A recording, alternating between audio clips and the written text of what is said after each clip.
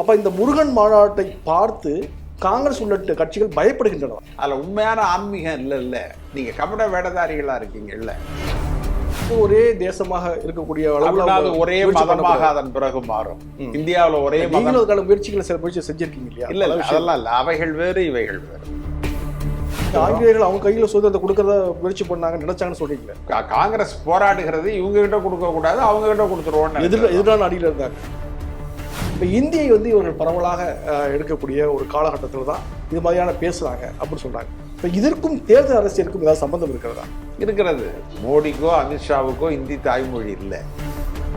அதிமுகவோட பாஜக கூட்டணி வைத்ததே என்பது ஒரு நிர்பந்தத்தின் அடிப்படையிலான. மோடியை மேடையில் வைத்துக்கொண்டே மிக கடுமையாக பேசியவர் அவர். பாமகவில் இருக்கக்கூடிய தந்தை மகன் பிரச்சனை. கேள்வி களம். வணக்கம் நேயர்களே, இன்றைய கேள்வி களம் நிகழ்ச்சியில் கலந்து கொண்டு பல்வேறு கருத்துக்களை வழங்குவதற்காக தமிழ்நாடு காங்கிரஸ் கமிட்டியினுடைய முன்னாள் தலைவர் திரு KS அழகிரி அவர்கள் நம்மோடு இருக்காங்க. வணக்கம் சார். வணக்கம் சார். இப்போது மாநில தலைவராக பணிபுரிந்த காலகட்டத்தில் இருந்தது போலவே நீங்கள் அந்த பதவியிலிருந்து விலகிய பிறகும் கூட தொடர்ச்சியாக பல்வேறு பிரச்சனைகள் குறித்து பொதுவெளியில் விவாதிக்கிறீங்க, செய்தியாளர் சந்திக்கிறீங்க, சமூக ஊடகங்களில் கருத்துக்களை பகிர்ந்துட்டுருக்கீங்க. இப்போது இருக்கக்கூடிய அரசியல் சூழலை நீங்கள் எப்படி பார்க்குறீங்க? பொதுவாக தேசிய அளவிலும் மாநில அளவிலும் இருக்கக்கூடிய ஒரு அரசியல் பார்வை, நீங்கள் தலைவராக இருந்து இப்போது இருக்கக்கூடிய சூழலுக்கு தேசிய அளவில் பார்க்கிற பொழுது அதே நிலைதான் நீடிக்கிறது. பாரதிய ஜனதா RSS சித்தாந்தம் அவர்கள் எதையும் மாற்றிக்கொள்ளவில்லை. ஒரே மாதிரியான சிந்தனை ஓட்டத்தோடு தான் அவர்கள் செயல்படுகிறார்கள். அந்த சிந்தனை ஓட்டத்தினுடைய கரு என்னவென்று சொன்னால், ஒரே தேசம், ஒரே மொழி, ஒரே தேர்தல், ஒரே இறை வழிபாடு, எல்லாம் இதை நோக்கியே போய்கொண்டிருக்கும். இந்த தேசம் வேற்றுமையில் ஒற்றுமை காண்கிற ஒரு தேசம். ராமாயண காலத்திலேயே, மகாபாரத காலத்திலேயே 56 தேசங்கள் இங்கு இருந்ததாக நமக்கு அந்த இதிகாசங்கள் கூறுகின்றன. 56 தேசங்களில் 56 விதமான கலாச்சாரம், பழக்க வழக்கம் இவைகளெல்லாம் இருந்திருக்கிறது. அவர்களுடைய பார்வையிலேயே எடுத்துக்கொண்டால் கூட அவ்வளவு வேறுபாடுகள் உள்ள ஒரு தேசத்தை ஒரே தேசம் என்று அவர்கள் சொல்வது தவறு. இல்லை, இப்போ நீங்கள் கூட காங்கிரஸ் கட்சியில் கூட ஆதார் எண்ணை நீங்கள் தான் கொண்டு வந்தீங்க. இப்போ ஒரே அடையாள எண் அப்படிங்கிற ஒரு முயற்சியை நீங்கள் மேற்கொள்ளும் பொழுது ஏன் ஒரே தேசமாக இருக்கக்கூடிய அளவில் ஒரே மதமாக அதன் பிறகு மாறும். இந்தியாவில் ஒரே மதங்களுக்கான முயற்சிகளை சில முயற்சி செஞ்சிருக்கீங்க இல்லையா? இல்லை, அதெல்லாம் இல்லை. அவைகள் வேறு, இவைகள் வேறு. நான் என்ன சொல்றேன், எல்லோரும் இந்தியர்களாக இருப்பது என்பது வேறு. நீங்க எல்லாரும் இந்தியர்களா இருக்கணும்னு சொல்றீங்க. அப்படி இருக்கும்போது ஏன் எல்லாரும் இந்துக்களா இருக்கக்கூடாதுன்னு அவங்க சொல்லலையே. அதுதான் அதனுடைய பொருள். அதுதான் ஒரே தேசம், ஒரே தேர்தல், ஒரே கலாச்சாரம். இந்து ராஷ்டிரா கட்டமைக்க முயல்கிறது என்பதாக காங்கிரஸ் உள்ளிட்ட கட்சிகள் குற்றம் சுமத்திருக்கீங்க. ஆனா பாஜக அதை ஒருபோதும் அவர்களுடைய கொள்கை அதுதான் இல்லையே. நீங்க RSS பின்னணியை சொல்றீங்க. இல்ல, RSS பாரதிய ஜனதாவினுடைய சித்தாந்தம் என்பதே இந்து ராஷ்டிரா அமைப்பதுதான். வேற அதில் காங்கிரஸுக்கும் அவர்களுக்கும் உள்ள வேறுபாடு என்னன்னா, காங்கிரஸ் இந்து மதத்திற்கு எதிரானதோ இந்து கடவுள்களுக்கு எதிரானதோ அல்ல. காங்கிரஸ் கட்சியில் இருக்கிற இந்துக்கள் தங்களை இந்துக்கள் என்றுதான் சொல்லிக் கொள்கிறார்கள். அதில் இருக்கிற இஸ்லாமியர்கள், கிறிஸ்துவர்கள், பௌத்தர்கள், சீக்கியர்கள் ஒவ்வொருவரும் அவர்களுடைய மதத்தை சார்ந்திருக்கிறார்கள். அதற்கான உரிமையை காங்கிரஸ் கட்சி வழங்கி இருக்கிறது. ஆனால் எல்லோரும் இந்தியர்கள் என்பது அதனுடைய பொருள். மகாத்மா காந்தி ஒரே வார்த்தையில் சொன்னார். அவர் ஐரோப்பிய பத்திரிகையாளர்கள் கேட்ட பொழுது அவர் ஒரே வார்த்தையில் சொன்னார், இந்திய எல்லைக்குள் வாழ்கிறவர்கள் அனைவரும் இந்தியர்களே. நான் அவர்களுக்கு சீக்கியர்களாகவோ, கிறிஸ்தவர்களாகவோ, பௌத்தர்களாகவோ, முஸ்லிம்களாகவோ, இந்துக்களாகவோ பார்க்கவில்லை. நான் ஒரு இந்து, நான் ஒரு உண்மையான இந்து. அவர் ஒரு அட்ஜெக்டிவ் அதில் போட்டார், வெறும் இந்துன்னு மட்டும் சொல்ல. நான் ஒரு உண்மையான இந்து, ராமபிரான் மீது நம்பிக்கை உடையவன். என்னுடைய செயல்பாடுகள் எல்லாம் ராமபிரானுடைய அனுமதியின் பேரிலேயே நடக்கிறது. ஆனால் இவைகளெல்லாம் என்னுடைய கருத்துகள், என்னுடைய சித்தாந்தமே ஒழிய என்னுடைய பக்கத்து வீட்டுக்காரர் மீது அதை திணிக்க மாட்டேன் என்று சொன்னார். அதுதான் மத சார்பின்மை. இப்ப நீங்க செக்குலரிசம் என்பது கடவுள் மறுப்போ மத மறுப்போ அல்ல. ஆனால் நம்முடைய அந்த இறை வழிபாட்டு தன்மையை, நம்முடைய மத பண்பை இன்னொருவர் மீது திணிக்க கூடாது. இல்ல இப்ப நீங்க அவர்களுக்கு அந்த இறை வழிபாட்டு விமர்சனத்திற்கு உரிமை இருக்கிறது. இல்ல நீங்க விமர்சனம் பண்றீங்க, விமர்சனத்திற்கு உள்ளானாலும் கூட பாஜகவுடைய அந்த சித்தாந்தம் பொதுமக்களிடம் எடுபட்டதாகத்தானே தோணுது. ஏன்னா வந்து தேர்தலில் வெற்றி பெறுறாங்க, இல்ல தொடர்ச்சியாக ஆட்சி அமைக்கிறாங்க. அப்போ 3வது முறையாக வந்து அங்கே பாஜக வந்து ஆட்சிக்கு வருது, மத்தியில் மோடி அவர்கள் வந்து பிரதமராக வராது. இப்போ இதெல்லாம் பார்க்கும்பொழுது அவங்களுடைய விமர்சனத்திற்கு உள்ளான அந்த சித்தாந்தம் மக்களிடம் எடுபட்டு இருக்கிறது அப்படின்னு சொல்ல முடியல. இல்ல அப்படி இல்லைங்க. எப்பொழுதுமே வேறுபாடுகளை உருவாக்கினால் அதற்கு ஒரு கூட்டம் கூடும். ஒரு பெரிய கூட்டத்தில் போய் நம்பாலாம் தனியாக வாங்கன்னு சொன்னால் அது பிளந்துடும். அதை கலைக்க, அதை சிதைக்க நீங்கள் வேற எதுவும் செய்ய வேண்டாம். அந்த கூட்டத்தில் போய் நம்பாலாம் தனியாக வாங்கன்னு ஒருத்தர் சொன்னார்னா அவங்க ஆள்லாம் தனியாக வர ஆரம்பிப்பாங்க. நம்பாளுங்கிறதுனுடைய பொருள் என்ன? நம்முடைய ஜாதி அல்லது நம்முடைய மதத்தை சார்ந்தவர்கள் தனியே வாருங்கள் என்று சொல்வது தான். இந்தியாவில் வந்து இந்திய சுதந்திரத்தையே RSS தாங்கள் வாங்கிவிட வேண்டும் என்று கருதினார்கள். ஆங்கிலேயர்களும் அவர்கள் கையில் கொடுக்கவே விரும்பினார்கள். ஆனால் மகாத்மா காந்தியினுடைய அளப்பரிய அந்த தலைமை, அவருடைய பண்பு, மக்களிடம் அவருக்கு இருந்த மகத்தான செல்வாக்கு ஆங்கிலேயர்களை மறுபரிசீலனை செய்ய வைத்தது. மவுண்ட் பேட்டன் பிரபு சர்ச்சில்கிட்ட சொன்னார், காந்தியை தவிர்த்து விட்டு எதையும் செய்ய முடியாது. அப்போ சுதந்திரத்தில் வந்து RSS பங்கு எதுவுமே இல்லைன்னு விமர்சிக்கிறீங்களா? நாங்க விமர்சிக்கல, உண்மைதானே. நீங்களே சொல்லுங்க, அவங்களுக்கு ஏதாவது பங்கு இருந்தா சொல்லுங்க. நீங்க ஆங்கிலேயர்கள் அவங்க கையில சுதந்திரத்தை கொடுக்கறத முயற்சி பண்ணாங்க நினைச்சாங்கன்னு சொல்றீங்களே. அது வந்து என்ன, காங்கிரஸ் போராடுகிறது, இவங்க கிட்ட கொடுக்க கூடாது, அவங்க கிட்ட கொடுத்துருவோம். எதிரான அடியில் இருந்தாங்க. RSSற்கோ பாரதிய ஜனதாவிற்கோ ஜனசங்கத்திற்கோ சுதந்திரம், கம்யூனிஸ்ட் பார்ட்டிக்கு சுதந்திர போராட்டத்தில் பங்கு உண்டு, திராவிட இயக்கத்திற்கு சுதந்திர போராட்டத்தில் பங்கு உண்டு, சோஷலிஸ்டுகளுக்கு சுதந்திர போராட்டத்தில் பங்கு உண்டு, சீக்கிய அகாலிதளுக்கு சுதந்திர போராட்டத்தில் பங்கு உண்டு. RSSக்கோ பிஜேபிக்கோ பங்கு இல்லையே.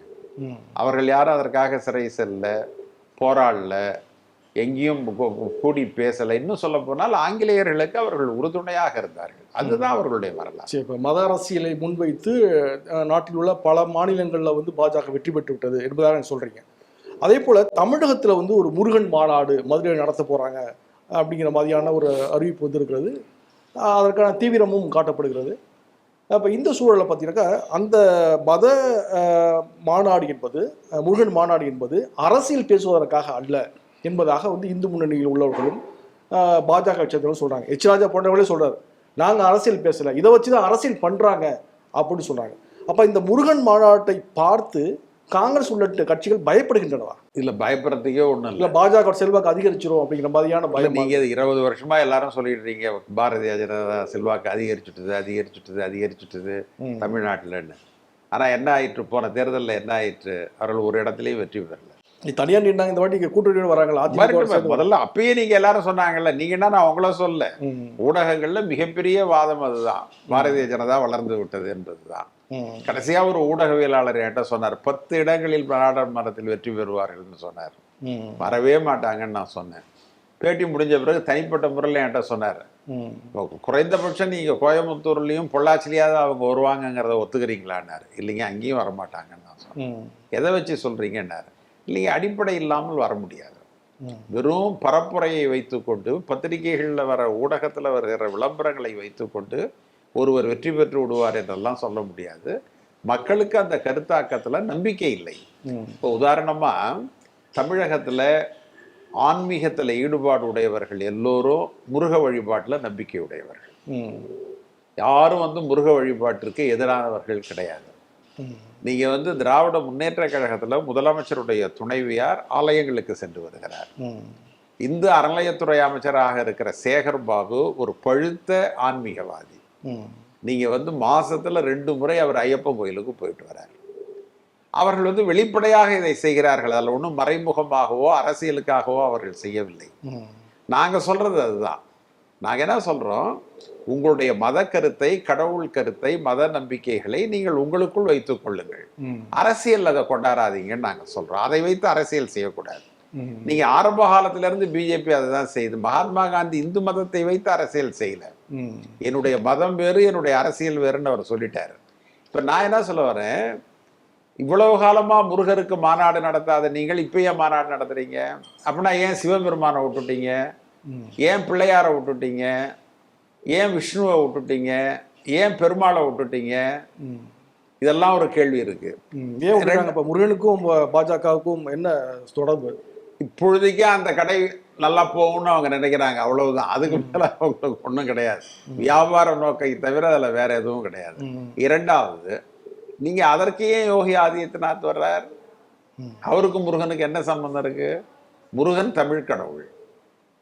நீங்க வந்து தமிழ் கடவுளுக்கு போய் ஏன் வட தேசத்திலிருந்து அவர் வரணும்? அவருக்கும் இதற்கும் என்ன சம்பந்தம் இருக்கு? தமிழ் கடவுளை வந்து அவங்க வடமாநிலம் வரை கொண்டு போறாங்க. போட்டோம். நாடு முழுக்க ஒரு கடவுளா நீங்க தானே அதை செய்யறீங்க. இல்ல இல்ல அப்படின்னால அரசியல் இல்லைன்னு நீங்க எப்படி சொல்ல முடியும்? உங்களுக்கு அரசியல் இல்லைன்னு சொல்ல முடியாது இல்ல. நீங்க நான் என்ன சொல்றேன், முருக பக்தர்கள் எல்லாம் சேர்ந்து நடத்துங்கள், வரவேற்போம், தப்பு இல்லை. நீங்க முருக பக்தர்களை விட்டுட்டு அரசியல் தலைவர்கள் ஆட்சிட்டு வந்து நாங்க அரசியல் பேச மாட்டோம், ஆனா நாங்க உக்காந்துருப்போம்னா என்ன அர்த்தம்? நீங்க அதை அரசியலாக்க விரும்புகிறீர்கள், ஒரு வியாபாரமாக்க விரும்புகிறீர்கள். அதுல உண்மையான ஆன்மீகம் இல்ல. நீங்க கபட வேடதாரிகளா இருக்கீங்க இல்ல. இப்ப இந்து முன்னணி சார்பில் வந்து பல மற்ற கட்சி தலைவர்களுக்கு கூட அழைப்பு கொடுத்துருக்காங்க. திருமாவளவர்கள் கூட நேரில் சந்திச்சு அழைப்பு கொடுத்தா சொல்றாங்க. காங்கிரஸ் கட்சிக்கு ஏதாவது அழைப்பு கொடுக்கப்பட்ட தகவல் இருக்கா? இல்ல. அப்ப வந்து அவர்கள் வந்து காங்கிரஸ் கட்சியை புறக்கணித்து காங்கிரஸ் இல்லைங்க, அவர்களுக்கு ஆன்மீக நோக்கமே கிடையாது. கடவுளை எந்த அளவிற்கு விற்க முடியும் என்பதுதான் அவர்களுடைய நோக்கம். இந்த மெட்டீரியல் எவ்வளவுக்கு பாப்புலர் ஆகுங்கிறது தான் அவங்களுக்கு. நீங்க வந்து இதுல வந்து அயோத்தியில ராமரை வைத்து எல்லாம் செஞ்சாங்க. அந்த சம்பந்தப்பட்ட தொகுதியை தோத்துட்ட உடனே மறாவது தேர்தலையே மோடி என்ன செஞ்சார்? ஒரிசாவில் இருக்கிற அந்த கடவுளை கையில் எடுத்துக்கிட்டார். அந்த பேரை சொல்லிதான் அவர் கோஷம் போட்டார். நான் எதுக்கு சொல்றேன்னா, அதில் பெரிய ஈடுபாடு அவர்களுக்கு கிடையாது. நீங்க வந்து உண்மையான ஈடுபாடோடு ஆன்மீக உணர்வோடு அவர்கள் செஞ்சா ஆன்மீக தலைவர்களை அழைத்து வந்து அதை நடத்த வேண்டும். நீங்க எவ்வளவோ முருக பக்தர்கள் இருக்கிறார்கள், முருக பக்தியில மடாதிபதிகள் இருக்கிறார்கள். அவர்களை மையப்படுத்தி நடத்தணும். அவர்களை கொண்டு போய் கடைசியில் உட்கார வைக்கிறது தப்பு.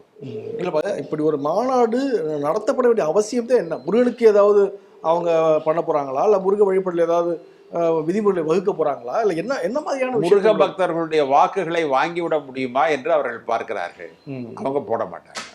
அதுதான் வெளிப்படையான நிச்சயமா. எங்க கூட்டணி வந்து மதசார்பற்ற இந்த திராவிட முன்னேற்ற கழக தலைமையில் இருக்கிற இந்த கூட்டணி இது வந்து நிறைய ஆன்மீகவாதிகளை, நிறைய கடவுள் நம்பிக்கை உடையவர்களை தன்னுடைய வாக்காளர்களாக வைத்திருக்கிறது.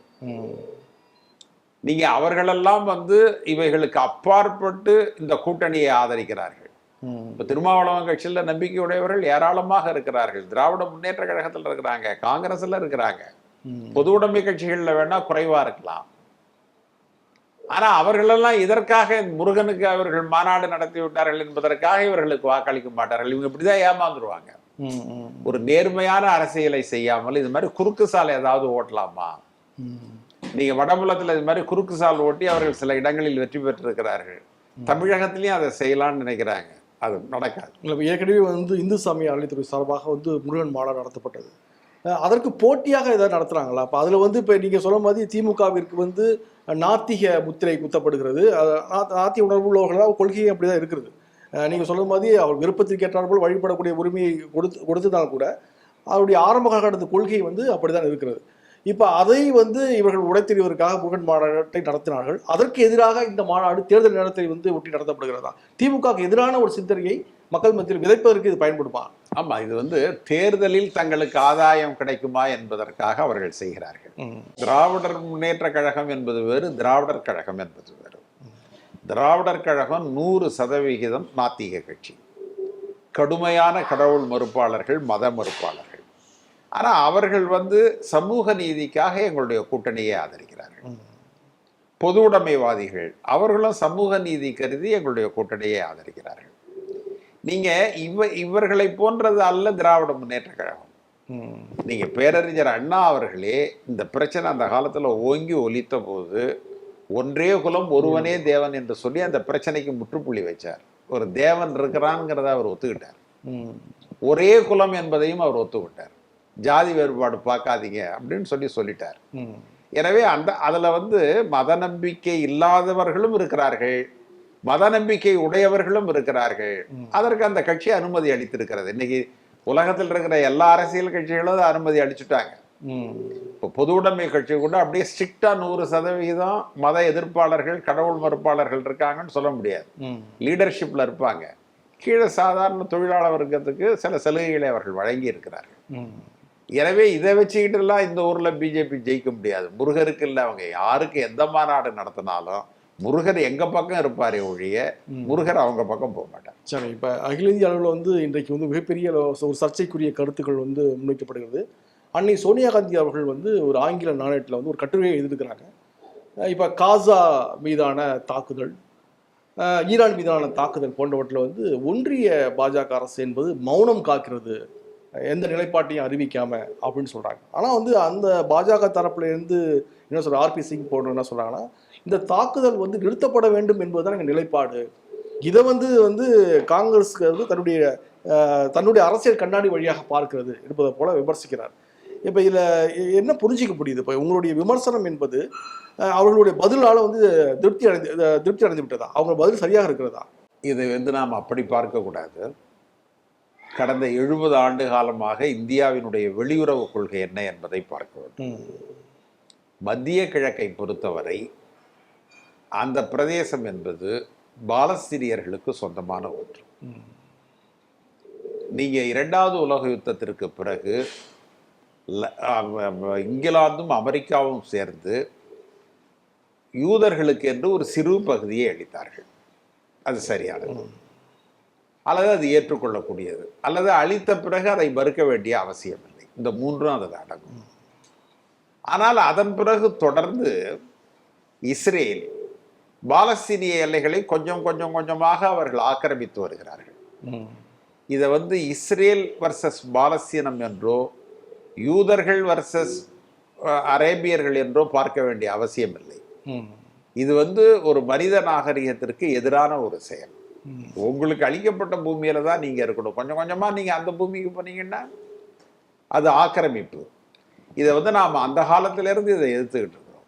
இப்ப ஹமாஸ்ங்கிற பயங்கரவாத அமைப்போடையும் தொடர்பு படுத்துறாங்க இல்லையா? இஸ்ரேல் மீதான அவங்களோட தாக்குதலும் வந்து நியாயமற்றது என்பது போல ஒரு வாதம் வந்து முன்வைக்கல. அதுல ஒரே ஒரு விஷயம் என்னன்னா, ஹமாஸ் திடீர்னு இஸ்ரேல் உள்ளார நுழைஞ்சு 1500 பேரை கொன்னதை வந்து உலகத்துல எந்த சமூகமும் ஏற்றுக்கொள்ளவில்லை. நாம பாலஸ்தீனியர்களை ஆதரிக்கிறோம் என்பதற்காகவே அவர்கள் இருக்கிற ஒரு குழு தவறு செய்கிற பொழுது அவர்களும் இதே மாதிரி இப்போ ஒரு இனப்படுகொலையை செய்கிற பொழுது நாம் ஆதரிக்க முடியாது. அதை வந்து காங்கிரஸ் கட்சி உண்மையாக கண்டித்திருக்கிறது, இந்தியா கண்டித்திருக்கிறது, உலகத்துல பல நாடுகள் கண்டித்திருக்கிறார்கள். அது தவறுதான், அதுல ஒன்றும் மாற்று கருத்து இல்லை. ஆனா அதை காரணம் காட்டி இஸ்ரேல் செய்யக்கூடிய ஆக்கிரமிப்புகள் என்பது இன்றைக்கு வரை தவறானது. இன்னைக்கு வந்து பாரதிய ஜனதா மோடியினுடைய தலைமையில் இருக்கிற அரசாங்கம் இந்திய வெளியுறவு கொள்கையை மீறி செயல்படுகிறார்கள். இன்னைக்கு வந்து மொராஜி தேசாய் இந்தியாவினுடைய பிரதமராக வந்தார். அப்போ வந்து அவர் அமெரிக்கா போனார். அமெரிக்காவில் அணு ஆயுத பிரச்சனையை பற்றி பேசினார்கள். அவர் தெளிவாக சொல்லிட்டார், எங்களுடைய அணு உலைகளை நீங்கள் பரிசோதிக்கிறீர்கள் என்றால் உங்களுடைய அணு உலையை நான் பரிசோதிப்பேன் என்று அவர் சொன்னார். அவர் வந்து நாம வந்து காங்கிரஸுக்கு எதிரான பிரதம மந்திரி, எனவே காங்கிரஸ் கொள்கைக்கு எதிராக பேசணும்னு அவர் பேசல. அந்த இடத்துல அவர் இந்திய வெளியுறவு கொள்கையை பேசினார். அதே மாதிரிதான் மோடியும் பேசியிருக்கணும், மத்திய அரசாங்கமும் பேசியிருக்கணும், நம்முடைய வெளியுறவுத்துறை அமைச்சரும் பேசியிருக்கணும். ஐநாவில் கூட நடுநிலைமை வகிக்கிறாங்க. தப்பு அது. ஒரு ஆக்கிரமிப்பாளருக்கு நீங்க எப்படி நான் வந்து உனக்கும் வாக்களிக்கல இந்த பக்கமும் வாக்களிக்கலன்னு சொன்னா தப்பு இல்லை. அதுவும் வந்து 6 மாசத்துல வந்து தன்னுடைய நிலைப்பாட்டை வந்து இந்தியா மாற்றி இருப்பதாக சொல்லப்படுது. டிசம்பர் மாசத்துல வந்து வாக்கெடுப்புல கலந்துகிட்ட பிறகு இப்பொழுது வந்து வாக்கெடுப்புல இருந்து அவங்க கலந்துக்காம புறக்கணிச்சிருக்காங்க அப்படிங்கிற மாதிரி சொல்றாங்க. இதற்கு என்ன காரணமாக இருக்குமா? அன்னை சோனியா காந்தி அவர்கள் வந்து இதற்கு ஒரே காரணம் அமெரிக்காவினுடைய அழுத்தம் தான். அமெரிக்காவினுடைய அழுத்தத்தால் இந்தியா பின்வாங்கி ட்ரம்பிற்கு அடிபணிகிறார் மோடி, அப்படிதானே? அமெரிக்காவினுடைய அழுத்தம், அமெரிக்காவினுடைய அழுத்தத்தால் இந்தியா பின்வாங்கி கொண்டது. இதுவரைக்கும் இந்தியா அது மாதிரி செஞ்சதில்லை. எவ்வளவோ காலகட்டங்களில் இந்திய அரசாங்கத்திற்கு இந்திய வெளியுறவு கொள்கைக்கு எதிராக நமக்கு ஐரோப்பிய நாடுகள், அமெரிக்கா போன்ற நாடுகள் நம் மீது அவர்கள் கண்டனம் தெரிவித்த பொழுது கூட நம்முடைய நிலையிலிருந்து நாம் மாறியதில்லை. அப்பெல்லாம் அவங்க கிட்ட கோதுமையும் பால் பவுடரும் நம்ம வாங்கிக்கிட்டு இருந்தோம். இருந்தா கூட அந்த உதவிகளுக்காக நாம் வந்து அடிபணிஞ்சுள்ள கொள்கை என்பது வேறு, உதவிகள் என்பது வேறு. உடனே நீ நிறுத்திக்கோ அப்படின்னு சொல்லிட்டுதான் இந்திரா காந்தி பசுமை திட்டத்தை கொண்டு வந்தார். இப்போ சர்வதேச சூழலுக்கு ஏற்பதான் வந்து நம்முடைய அயலுறவு கொள்கையை திட்டமிடணும், வடிவமைக்கணும் என்பதாக சொல்லப்படுகிறது. ஜெய்சங்கர் அவர்கள் கூட அந்த கருத்தை முன் வச்சிருக்காரு. இதில் வந்து ஒரு நியாயம் இருப்பதாக நினைக்கிறீங்களா? இல்லைங்க, அதில் நியாயம் இல்லை. அதாவது நீங்கள் வந்து 75 ஆண்டு காலமாக இருந்த வெளியுறவு கொள்கையிலிருந்து நாங்கள் சிறிது மாறுபட்டிருக்கிறோம். காரணம், இன்றைய உலக நடப்பிற்கு ஏற்ப நாங்கள் அதை செய்கிறோம் என்று அவர் சொல்கிறார் என்றால் அதில் உங்களுக்கு வெற்றி கிடைச்சதா? நீங்கள் வெற்றி கிடைச்சிருந்தா இன்றைக்கு இந்தியாவிற்கும் பாகிஸ்தானுக்கும் ஏற்பட்ட அந்த சின்ன தகராறில் உலக நாடுகள் எதுவும் நம்ம பக்கம் நிற்கலையே. வழக்கமாக நம்மளோட நிற்கிற நாடுகள் கூட நிற்கல. ரஷ்யாலாம் வழக்கமாக நம்மளோட நிற்கிறவங்க, அவங்க கூட இந்த முறை நிற்கல. இந்த பேச்சு, இந்த வேகம் தணிவதற்குள்ளாகவே, இந்தியாவிலையும் பாகிஸ்தான்லையும் தணிவதற்குள்ளாகவே பாகிஸ்தானுடைய இராணுவ தளபதி அமெரிக்காவுக்கு போறார். அவருக்கு சிவப்பு கம்பள வரவேற்பு நிகழ்த்தப்படுகிறது, விருந்துல கலந்துகிறார். அப்படின்னா என்ன அர்த்தம்? நீங்க படுபயங்கரமா தோல்வி அடைஞ்சிட்டீங்கன்னு அர்த்தம். இல்லப்ப இதற்கு என்ன உள்நோக்கம் இருக்க முடியும், என்ன காரணம் இருக்க முடியும் அப்படிங்கிற கேள்வி எழுது. ஏன்னா வந்து இந்திரா காந்தி அவர்கள் வந்து அமெரிக்காவிலேயே போய் இந்தியா பாகிஸ்தான் இடையிலான ஒரு பிரச்சனை வந்து மற்றும் ஒரு நாடு தலையிட முடியாது என்பது போல பேசிட்டு வந்தாங்க. அந்த கட்ஸ் இருந்து நமக்கு இருந்தக்கூடிய தலைவரை வந்து நம்மளால பார்க்க முடியுது. ஆனால் இன்றைக்கு 15 முறை சொல்றாரு ட்ரம்ப் வந்து நான் தான் வந்து போர் நிறுத்தம் பண்ணேன்னு சொல்லிட்டு. அப்பெல்லாம் வந்து அமைதியாக இருக்கக்கூடிய ஒரு பிரதமராக இவர் இருக்கிறார். நமது வந்து மாணவர்கள், நமது அங்கே இருக்கக்கூடிய நிறைய இளைஞர்கள் வந்து கைவிலங்கிடப்பட்டு தரையில் மண்டியிட செய்யக்கூடிய சூழல்லாம் வருது. அந்த அளவுக்கு இந்தியர்களை வந்து ஒரு அடிமைப்போல நடத்துகிறாங்க. அப்படி இருந்தும் கூட ட்ரம்பினுடைய கொள்கைக்கு ஏற்றது போல தலை செய்யக்கூடிய ஒரு பிரதமராக இந்தியாவில் இருக்கிறார் என்கிற விமர்சனம் வந்து முன்வைக்கப்படுகிறது. அதில் என்ன பின்னணி இருக்க முடியும்? வேற ஏதாவது காரணம் இருக்க முடியும்? அரசியல் ரீதியான காரணம் அது எந்த அளவுக்கு? ஏன்னா ஒரு நாடு விட்டு நாடு இருக்கக்கூடிய ஒரு பிரச்சனைக்கும் இப்போ நம்ம அடிமைப்பட்டு இருக்க வேண்டும் என்ற எண்ணம் வந்து பிரதமருக்கு வருவதற்கும் என்ன சம்பந்தம் இருக்க முடியும்? இல்லை, 2 காரணங்கள் இருக்கின்றன. ஒன்று, தெளிவற்ற தன்மை. அவர் என்ன நினைக்கிறார் என்றால், நம்முடைய பிரதமர் தனக்கு வெளிநாடுகளில் பெரிய செல்வாக்கு இருப்பதாக, தன்னை மற்றவர்கள் மிகவும் மதிப்பதான ஒரு கருத்து அவருக்கு இருக்கிறது. அது வந்து வெளியில் இருக்கக்கூடிய மற்ற சுற்றிக்கூடிய அதிகாரிகள் சொல்றது கிடையாது. அவங்களாம் சொல்ல முடியாது. அதிகாரத்தில் இருக்கிறவங்க கிட்ட போய் அதை சொல்ல முடியாது. அது ஒவ்வொரு காலகட்டம் அவருக்கு ஒரு பிரம்மை இருக்கு, ஒரு கற்பனை இருக்கு. நல்ல நல்ல வார்த்தை, ஒரு பிரம்மை இருக்கிறது. ஆனா அந்த பிரம்மை உண்மை அல்ல. நீங்க வந்து அதை வந்து அந்த ரியாலிட்டியை அவர் புரிஞ்சுக்கணும். அது உண்மையாக இருக்கும் பட்சத்தில் இன்றைக்கு அமெரிக்காவோ ரஷ்யாவோ இந்த பிரச்சனையில் 2 பேர்ல யாராவது ஒருத்தவங்க நம்ம பக்கம் நின்றுருக்கணும். 2 பேருமே நிக்கல. நீங்க அதில் தோல்வி அடைஞ்சிட்டீங்க. இரண்டாவது, இன்னும் மோசமான ஒரு சிந்தனை என்னன்னா, ஒரு கருத்து என்னன்னா, அம்பானிகளுக்கு அதானிகளுக்கு அமெரிக்காவில் இருக்கிற தொழில் உறவுகள் ஏதாவது பாதித்து விடுமோ என்கின்ற அச்சம் இவர்களுக்கு இருப்பதாக தொழில்துறையிலிருந்து செய்திகள் கசிகின்றன. ஓஹோ, அது உண்மையாகவும் இருக்கலாம், அது ஒரு வதந்தியாகவும் இருக்கலாம். ஏன்னா எனக்கு அதனுடைய முழு பரிமாணம் தெரியல. எப்படி ஒரு அதானிக்காக, தன் நண்பர் அதானிக்காக இந்திய தேசத்தினுடைய கௌரவத்தையே வந்து அவர் சிதைக்க ஒரு பெரிய தொழில் சாம்ராஜ்யம் இல்லையா? அது வெறுமனே 10 ரூபா 20 ரூபா 100 ரூபா 1000 ரூபா பிசினஸ் இல்லைல்ல, மிகப்பெரிய பிசினஸ் அது. அதனாலையும் இருக்கிறதா தொழில்துறையிலிருந்து கசிகிறது.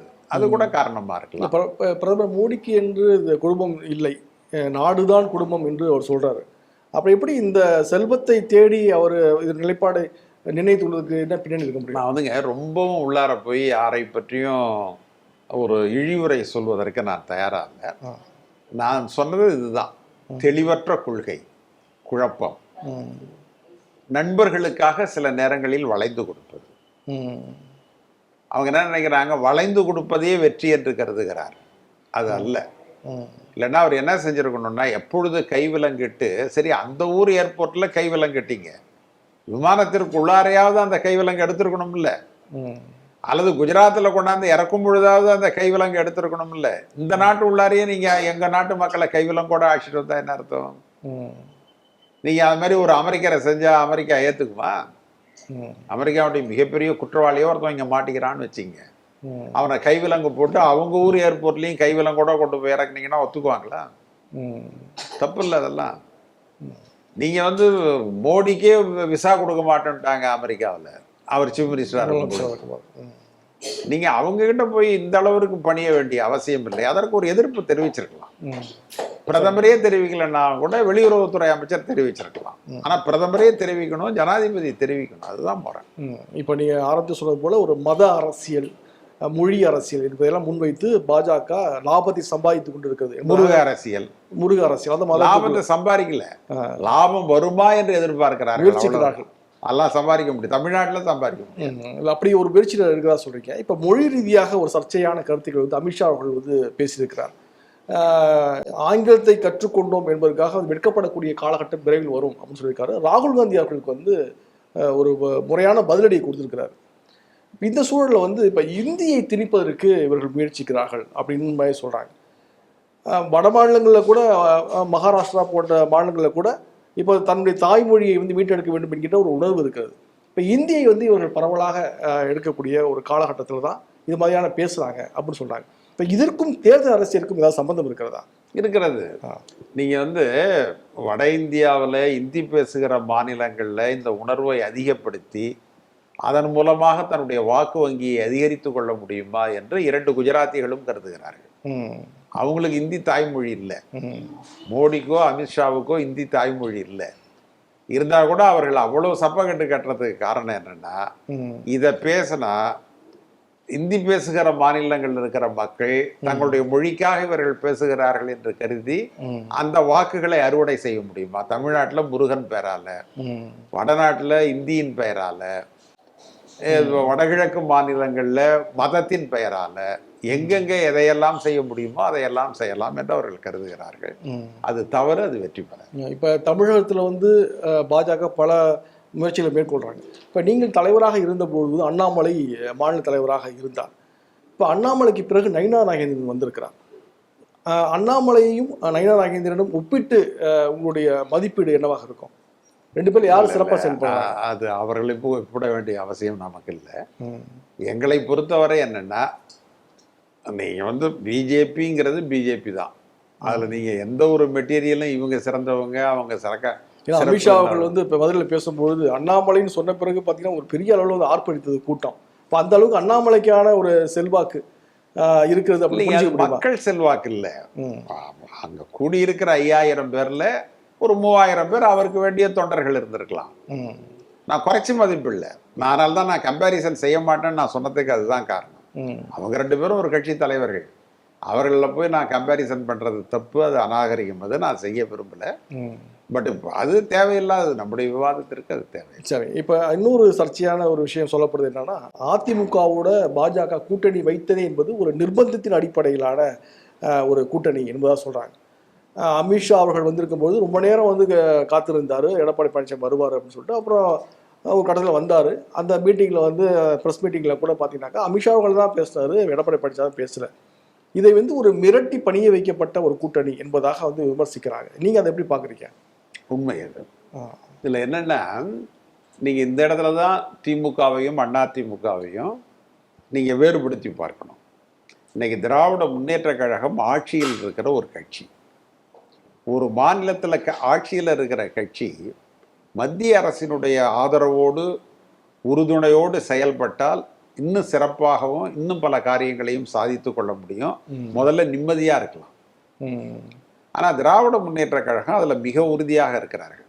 முதலமைச்சரை பொறுத்தவரை அவருக்கு வந்து நல்லா தெரியும் இந்த அரசியல், இந்திய அரசியல் அவருக்கு மிக நன்றாக தெரிந்திருக்கிறது. மத்திய அரசை அனுசரித்து செல்ல வேண்டியதனுடைய அவசியம் அவருக்கு புரிந்திருக்கிறது. ஆனாலும் கூட தனிப்பட்ட பழக்க வழக்கங்களில் நட்பை பாராட்டுகிறாரே ஒழிய ஒரு மரியாதை நிமித்தமாக. ஆனால் கொள்கைன்னு வருகிற பொழுது மோடியை மேடையில் வைத்துக்கொண்டே மிக கடுமையாக பேசியவர் அவர் தான். எங்களுடைய தலைவர் ராகுல் காந்தி, அடுத்தது முதலமைச்சர் ஸ்டாலின். இவங்க 2 பேருமே இன்னைக்கு இந்தியாவில் அதில் மிக உறுதியாக இருக்கிறார்கள். அதனால தான் இன்னைக்கு திராவிட முன்னேற்ற கழகம் இன்னைக்கு மக்கள் மத்தியில் நிமிர்ந்து நிற்பதற்கு ஒரு காரணம், சுயமரியாதையை அவர்கள் வெறும் வாய் சொல்லாக அவர்கள் சொல்லவில்லை, நடைமுறையில் அவங்க பின்பற்றுறாங்க. அவங்க அமைச்சர்களுக்கு எதிராக எவ்வளவு இடர்பாடுகள் வந்தன, சிறையில் வச்சாங்க, சோதனை போட்டாங்க, பத்திரிகைகளில் வீண் பழி வந்தது, மிகப்பெரிய கேவலமான செய்திகளை எல்லாம் பிரசுரித்தார்கள். உங்களுக்கு இடி அதிகாரிகள் வந்து வந்து போனார்கள். அவங்களுக்கு நேராக டெல்லியிலேருந்து சென்னை தான் விமான டிக்கெட்டு, வேற எங்கேயும் கிடையாது. வேற எந்த மாநிலத்திற்கும் அவங்க போனதில்லை. இவ்வளவு செய்தும் கூட ஒரு மாநில அரசாங்கத்திற்கு வர வேண்டிய நிதி ஒதுக்கீடு கூட வரல, சிறப்பு நிதி எதுவும் கிடைக்கல. உச்ச நீதிமன்றம் உயர் நீதிமன்றம்லாம் சொன்ன பிறகு கூட மத்திய அரசிடமிருந்து எந்த விதமான நன்மையும் நமக்கு கிடைக்கல. உங்களுக்கு வந்து உத்தரப்பிரதேசத்துல மட்டும் 10 எக்ஸ்பிரஸ் காரிடார் போட்டிருக்காங்க, நம்ம ஊருக்கு ஒண்ணு கூட கிடையாது. நம்ம ஊர் எய்ம்ஸ் இன்னும் படமா தான் இருக்கே ஒழிய எதையும் செய்யல. உண்மையில கூட வெளியிட்டிருக்காங்க ஒரு பெரிய காணொலி காட்சியை 3D படத்தை விட. ஆமா, 3D படத்துல போய் நம்ம வைத்தியம் பண்ணிக்க முடியுமா, அது உள்ள நுழைய முடியுமா? நம்ம இதுதான் நடக்குது. ஆனாலும் முதலமைச்சர் மிக உறுதியாக, மிக சிறப்பாக, மிக நிதானமாக, அதுதான் அவர் வந்து வார்த்தைகளை விடவில்லை. எந்த இடத்துலயும் அவர் வார்த்தையை விடல. நான் வந்து என் ஸ்டாண்ட்ல நிக்கிறேங்கிறத உறுதிப்படுத்துறார். தான் யார் என்பதை காட்டுகிறார். ராகுல் காந்தியினுடைய நண்பன் என்பதை அவர் பிரதிபலிக்கிறார். ரொம்ப சிறப்பா செயல்படுறாரு. இவ்வளவு ஒரு உணர்வுபூர்வமான ஒரு கூட்டணியாக இருக்கிறீங்க. அவர் கூட வந்து கொள்கை ரீதியான சகோதரர் அப்படின்னு சொல்லி தான் வந்து வாழ்த்துலாம் சொல்லியிருக்காரு ராகுல் காந்தி அவர்களுக்கு, முதல்வர் சொல்லியிருக்கிறார். அப்படி இருக்கும்போது எதிர்க்க அணியில வந்து இந்த கூட்டணி ஆட்சி தொடர்பாக பலவிதமான கருத்துக்கள் வந்து முன்வைக்கப்படுகிறது. அதில் வந்து அமித்ஷா வந்து சொல்லிட்டு போறாரு, எடப்பாடி பழனிசாமி சொல்லிட்டு இருக்கிறாரு. அமித்ஷா வந்து கூட்டணி ஆட்சி அப்படின்றது போல சொல்றாரு, தேசிய ஜனநாயக கூட்டணி ஆட்சிக்கிறாரு. இவர் அப்படிலாம் கிடையாது, அவரெல்லாம் அமித்ஷா சொல்லலை அப்படிங்கிற மாதிரி சொல்றாரு. அப்படி ஒரு சர்ச்சையான கருத்து போயிட்டு இருக்கு.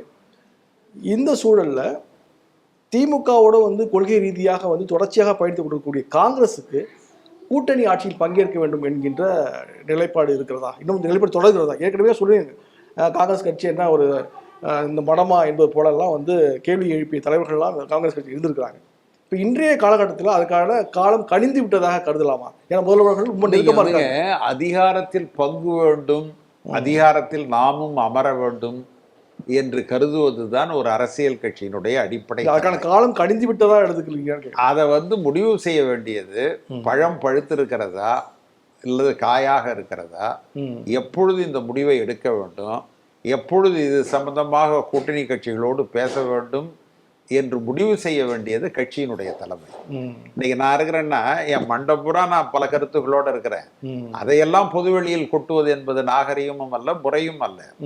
ஏன்னா ஒரு கட்சிக்கு தலைமை இருக்கிறது, அது வந்து கொள்கை ரீதியாக எல்லா முடிவுகளையும் எடுக்கிறது. நீங்க அவங்க தான் எடுத்து அதை சொல்லணுமே ஒழிய, ரெண்டு இடத்துலையும் நான் சொல்றேன், எங்களோடு இருக்கிற பிற கூட்டணி கட்சிகள்கிட்டையும் சொல்றேன், எங்க கூட்டணியினுடைய தமிழக தலைமைகிட்டையும் சொல்றேன், அவங்கெல்லாம் உட்காந்து பேசிதான் ஒரு முடிவு எடுக்கணுமே ஒழிய, ஊடகங்கள்ல என்னை போன்றவர்கள் ஒரு கருத்து சொல்லி அதன் மூலம் ஒரு விரிசலோ ஒரு நெருடலோ வருவது ஒரு சிறந்த அரசியல் அல்ல. அதை வந்து எல்லாருமே புரிஞ்சுக்கணும். நீங்க வந்து எந்த இடத்துல இருக்கிறவங்களும் புரிஞ்சுக்கணும், எல்லா கட்சிகள்லையும். சரி, இப்போ தமிழக அரசியல் வந்து சமீப காலமாக வந்து ஒரு பெரிய பரபரப்பு என்னன்னா, பாமகவில் இருக்கக்கூடிய தந்தை மகன் பிரச்சனை. அன்புமணி அவர்கள் வந்து தொடர்ச்சியாக திமுகவை வந்து விமர்சித்து பேசி கொண்டிருக்கிறார். ஆனால் வந்து டாக்டர் ராமதாஸ் அவர்கள் வந்து திமுகவுக்கு ஆதரவான கருத்து போல சில விஷயங்களை சொல்கிறார். அவர் வந்து திமுக தான் காரணம் அப்படின்னு சொன்னாக்கா அதில் இல்லை, இதெல்லாம் அப்பட்டமான பொய் அப்படிலாம் சொல்லிட்டு இருக்கிறார். இப்போ பாமக என்பது இந்த அரசு இந்த வரக்கூடிய 2026 தேர்தலில் என்ன மாதிரியான ஒரு நிலைப்பாடை எடுக்க வேண்டும் அப்படி நீங்கள் வலியுறுத்துறீங்க? இப்போ இந்த பிரச்சனைக்கு என்ன தீர்வாக இருக்கணும்னு நீங்கள் ஆசைப்படுறீங்க? இல்லை, இது எந்த நிலைப்பாடு என்ன தீர்வு என்பதை அந்த கட்சியாலேயே முடிவு செய்ய முடியவில்லை. நாங்கள் அந்த கட்சியிலேருந்து ரொம்ப தூரத்தில் எட்ட நிற்கிறோம், நாங்கள் போய் முடிவு செய்யலாம் முடியாது. ஒன்றை அவர் சொல்லியிருக்கிறார். என்ன சொல்லியிருக்காருன்னா, டாக்டர் ஐயா, இது வந்து அரசியல் ரீதியான பிளவு அல்ல, திராவிட முன்னேற்ற கழகத்தினுடைய தலையீட்டால் எங்களுக்குள்ளார பிரச்சனை இல்லை, இது வந்து எங்களுக்குள்ளார இருக்கிற குடும்ப பிரச்சனை. எனவே திராவிட முன்னேற்ற கழகத்தை இதில் குறை சொல்வது தவறு என்கின்ற ஒரு உண்மையை அவர் சொல்லியிருக்கிறார். அவ்வளவுதான். திராவிட முன்னேற்ற கழகம் போய் அவங்க குடும்பத்துல என்ன பிளவை ஏற்படுத்திட முடியும்? அதெல்லாம் ஒன்றும் ஏற்படுத்த முடியாது. அப்படியெல்லாம் ஏற்படுத்துகிற அளவிற்கு அவர்கள் பலகீனமானவர்களும் அல்ல. அவங்களுக்குள்ளார பிரச்சனை வந்திருக்கு, அதை அவங்க எப்படி தீர்த்துக்கிறாங்கன்னு தான் நம்ம பார்ப்போம். இப்போ அதுக்கெல்லாம் கேள்வி கேட்டால் சில சமயம் வந்து போக போக தெரியும் பாட்டெலாம் கூட பாடுறாரு, மருத்துவர் ராமதாஸ் அவர்கள் பாடுறாரு. இப்போ போக போக அந்த கட்சியுடைய நிலைமை என்னவாகும்னு ஏதாவது கணிக்க முடியும் அவங்களால? இல்லைங்க, உங்களுக்கு கருத்து வேறுபாடுகள் வெளிப்படையாக வந்தால் ஒரு இயக்கம் பலகீனம் அடையும், அது எந்த இயக்கமாக இருந்தாலும். அதுதான் அதை எப்படி அவர்கள் சரி செய்து கொள்கிறார்கள் என்பதை பார்க்கணும். ஏன்னா ஒரு ஒரு கீழ்நிலை மக்களை பிரதிநிதித்துவப்படுத்துகிற ஒரு அரசியல் கட்சியாக அது இருந்து வந்திருக்கிறது. இப்போ அடுத்து வந்து இப்போ 2026 தேர்தலில் வந்து திமுக கூட்டணியில் வந்து மேலும் சில கட்சிகள் இணைய வாய்ப்பு இருப்பதாக சொல்லப்படுகிறது. தேமுதிக போன்ற கட்சிகள் இன்னமும் வந்து தன்னுடைய நிலைப்பாட்டை வந்து உறுதியாக தெரிவிக்கவில்லை. அதுக்கெல்லாம் வாய்ப்பு இருக்கிறதா? மேலும் பல கட்சிகள் வந்து இந்த கூட்டணியில் வருவதற்கு வாய்ப்பு இருக்கிறதா? எப்படி பார்க்குறீங்க? நீங்கள் அதை போன்ற விஷயங்களில் ஸ்டாலின் அவர்களும் ராகுல் காந்தி அவர்களும் சேர்ந்து முடிவெடுப்பார்கள். இந்த கூட்டணியே போதுமா, இன்னும் சிலர் வேண்டுமா, அப்படி வந்தால் அவங்களை எப்படி அகாமடேட் பண்ணுறது, அவங்களுக்கு என்ன செய்வது என்பதையெல்லாம் எந்த சிரமமும் இல்லாமல், எந்த குழப்பமும் இல்லாமல், யாரும் அதில் ஒரு வார்த்தையை சொல்லிவிடாமல் அற்புதமாக அவர்கள் செய்வார்கள். இப்போ கடைசி ஒரு கேள்வி. இப்போ மார்க்சிஸ்ட் கம்யூனிஸ்டுடைய மாநில செயலாளர் பே. சண்முகம் அவர்கள் சொல்கிறாங்க என்னன்னா, கடந்த தேர்தலை விட கூடுதலான இடங்களை வந்து கொடுக்கணும் என்பதாக வலியுறுத்துறாங்க. இப்போ காங்கிரஸ் கட்சிக்கு அதுக்கு போன்ற ஏதாவது வலியுறுத்தல்கள் இருக்கிறதா? நிச்சயமாக. நீங்கள் சென்ற முறையே நான் 40 இடங்கள் கேட்டோம். அதன் பிறகு பேச்சுவார்த்தையில் 25 இடங்கள் கிடைத்தன. அதனால் கூட கேட்குறதுங்கிறதுல மாற்று கருத்தே இருக்காது. நிச்சயமாக கேட்போம்.